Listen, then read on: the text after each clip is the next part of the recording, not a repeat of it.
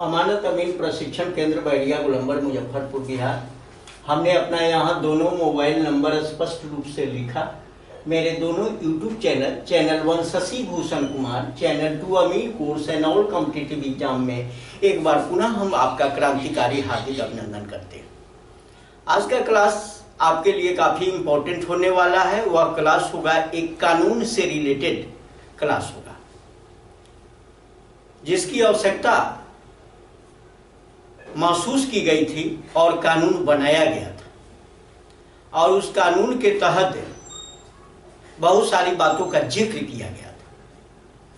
वो यहाँ जो भी बात होगी राजस्व संबंधी बात होगी, लैंड संबंधी बात होगी, भूमि के सिलसिले में जो कानून बनाया गया उसके संबंध में बात होगी, जिस कानून का नाम है हक सुफा कानून।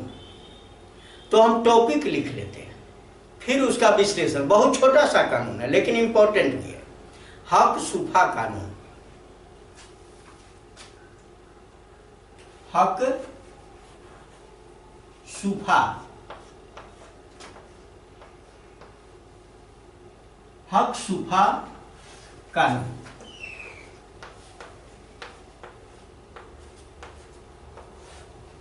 अंग्रेजी में इसको क्या कहते हैं, इसको लिख देते हैं यहां, प्री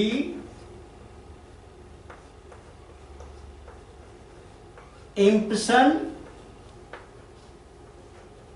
लॉ।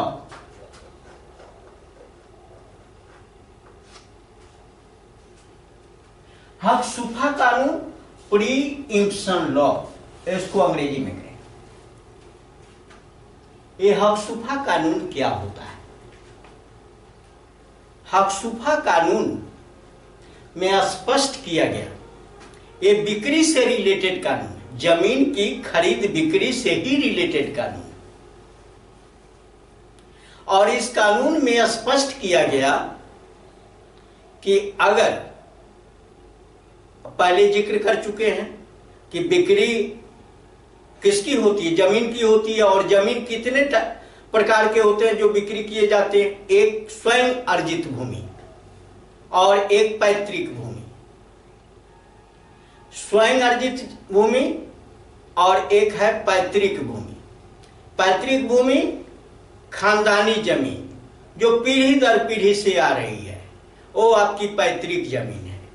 और आपने जो खुद अर्जन किया अपने जीवन काल में, उस जमीन को स्वयं अर्जित प्रॉपर्टी या स्वयं अर्जित लैंड एक कहते हैं। यहां जो भी हम बात करेंगे एक ही जमीन की बात करेंगे, वह होगा पैतृक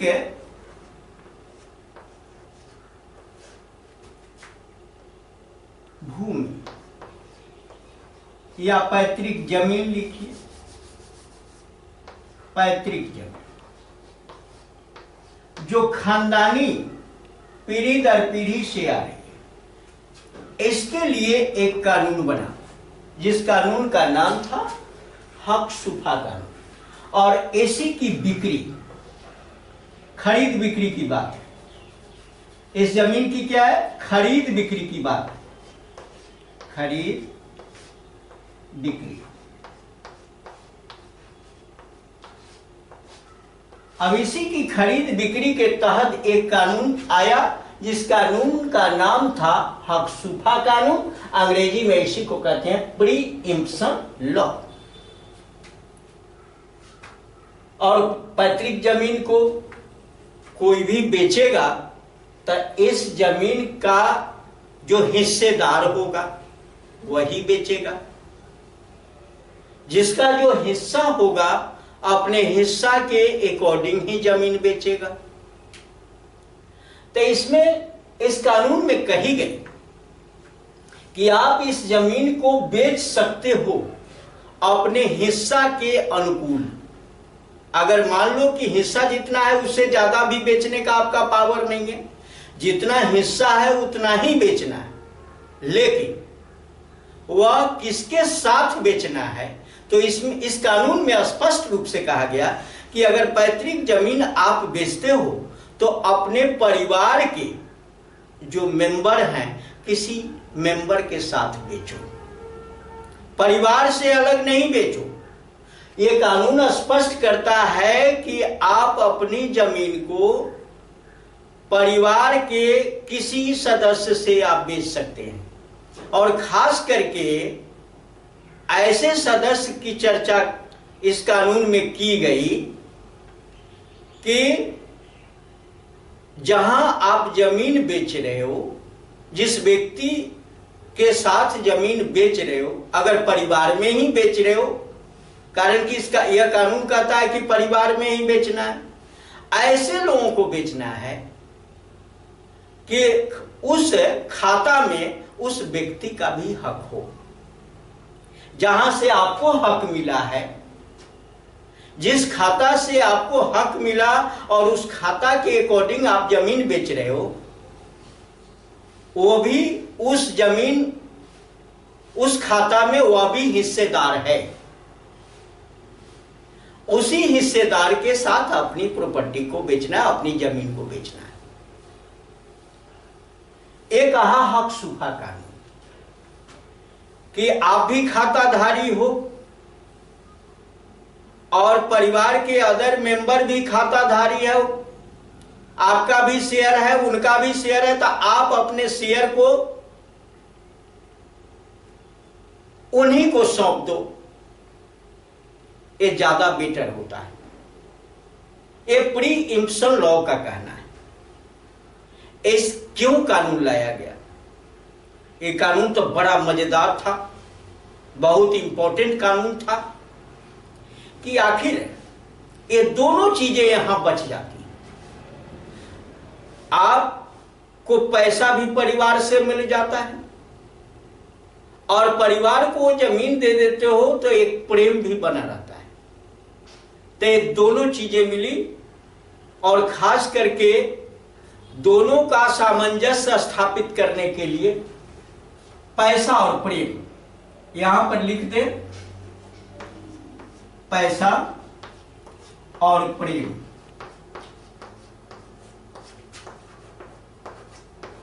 ये दोनों बना रहता है। ऐसा अगर करते हो तो ये दोनों चीज परिवार में बना रहता है। चलो भाई, अलग हमको आवश्यकता थी जमीन बेचने का, हम बेच दिया उसी को जो हमारे रिलेशन में थे, जो हमारे नजदीकी थे, उन्हीं को दे दिया, अदर व्यक्ति को नहीं दिया। और ये कानून के तहत ये बात कही गई थी। तो कानून बनाते समय सोचा गया होगा कि ये दोनों मजबूत चीज है, पैसा भी मिल गया और प्रेम भी वहां बना रहा। और ऐसे लोगों को ये जमीन दिया गया जिस खाता से आप बेच रहे हो, उस खाता में उस व्यक्ति का भी हक है जिसको ये जमीन बेच रहे हो आप। अपनी जमीन अपने पास रह गया, कहीं अलग नहीं हुआ। इसमें इस कानून को बनते समय ये सोच थी, एक बहुत बड़ी सोच थी। एक और मैं बता दूं, ये सोच क्या बनी कि भाई जमीन का खंडीकरण नहीं होगा। क्या नहीं होगा भाई? खंडीकरण नहीं होगा।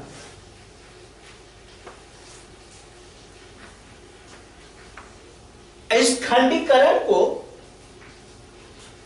उर्दू लफ्ज में क्या बोलते हैं? उर्दू लफ्ज में इसको बोलते हैं खुर्द बुर्द। उर्दू लफ्ज में इसको खुर्द बुर्द के नाम से जानते हैं। और उर्दू लफ्ज क्यों मैं लिखता हूं? इसलिए लिखता हूं कि खास करके जो भी रूल रेगुलेशन है, जो भी हम लोगों का पेपर है, उसमें ज्यादातर उर्दू लफ्ज का इस्तेमाल किया गया, उर्दू शब्द का इस्तेमाल किया गया। तो खंडीकरण नहीं, एक यह लाभ हुआ।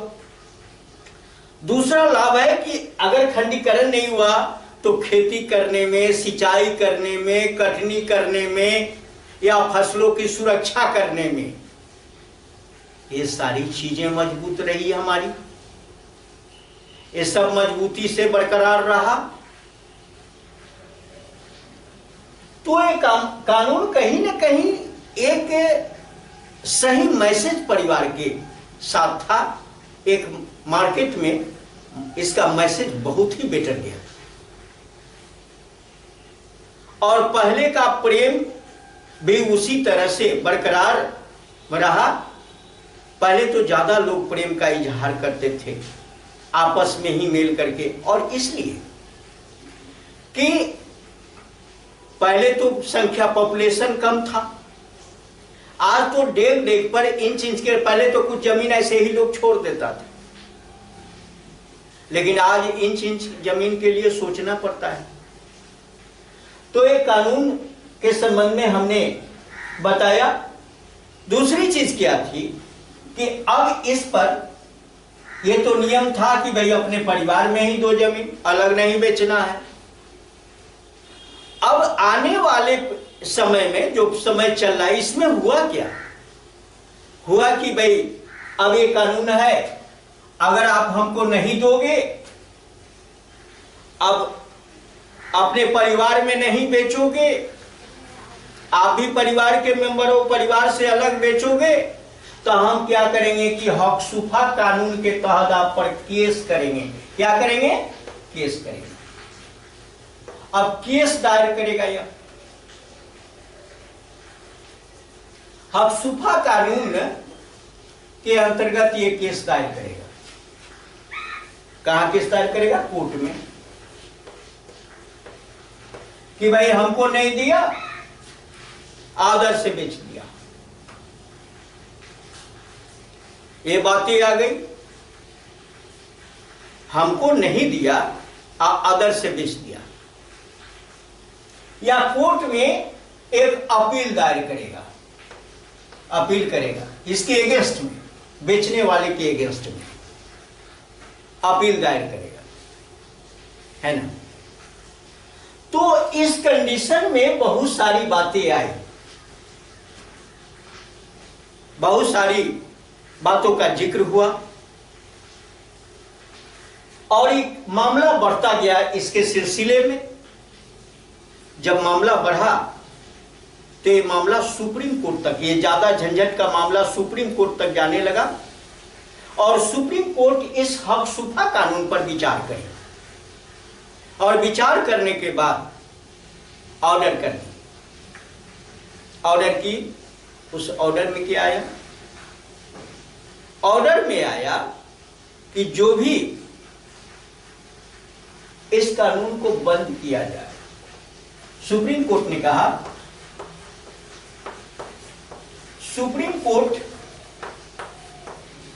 का एक आदेश आया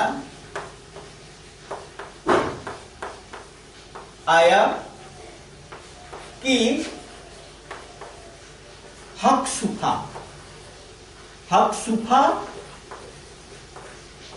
कानून खत्म। एक खत्म किया। क्यों खत्म किया?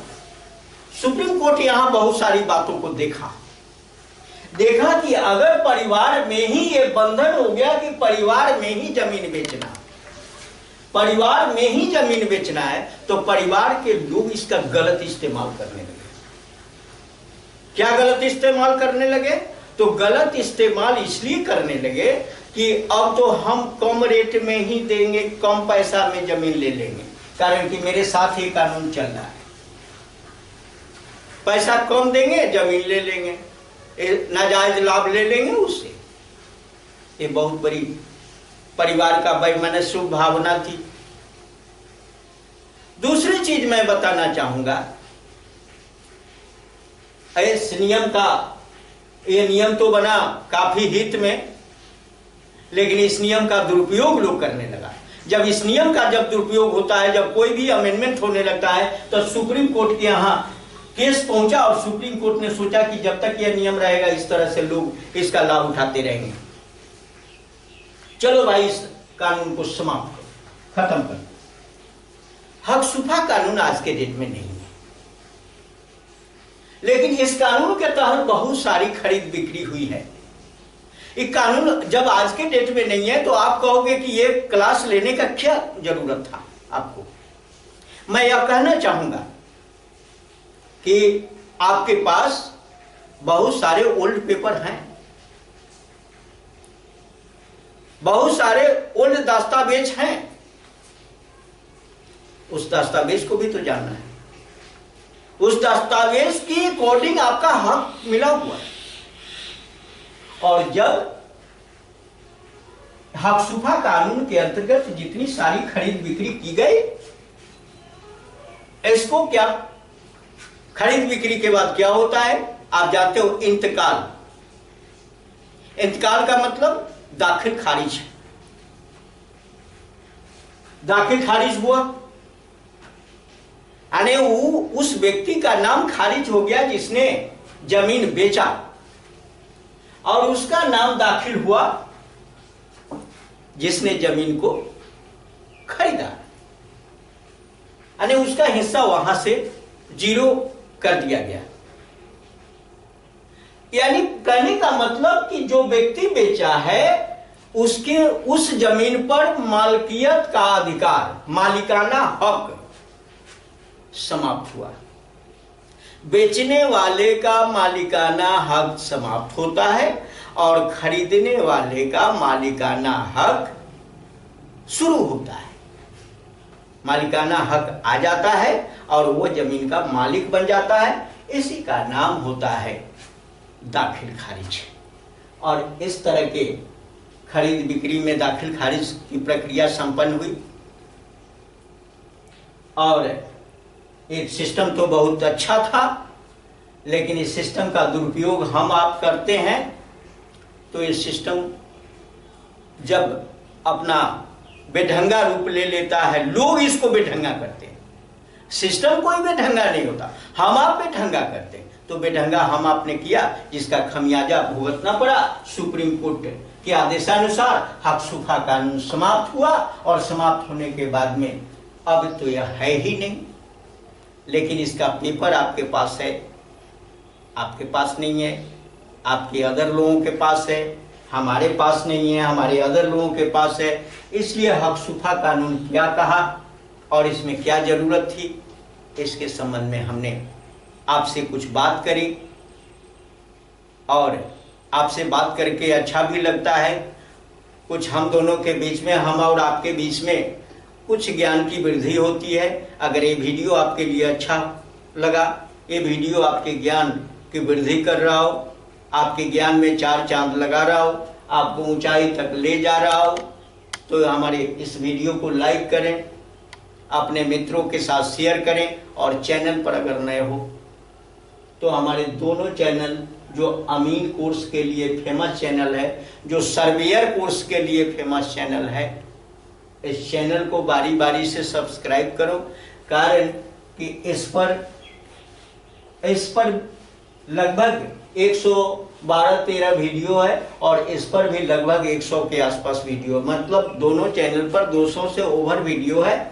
आप एक एक वीडियो को देखें, लाभ उठाएं, और प्रतिदिन आपकी सेवा में वीडियो जाता रहेगा, और आप अपने ज्ञान में चार चांद लगाते रहो, ज्ञान बढ़ाते रहो, अपने जमीन को समझते रहो, जानते रहो। या इस फील्ड में अगर काम करना है तो हमारा ऑफलाइन ट्रेनिंग सेंटर आपका स्वागत करता है।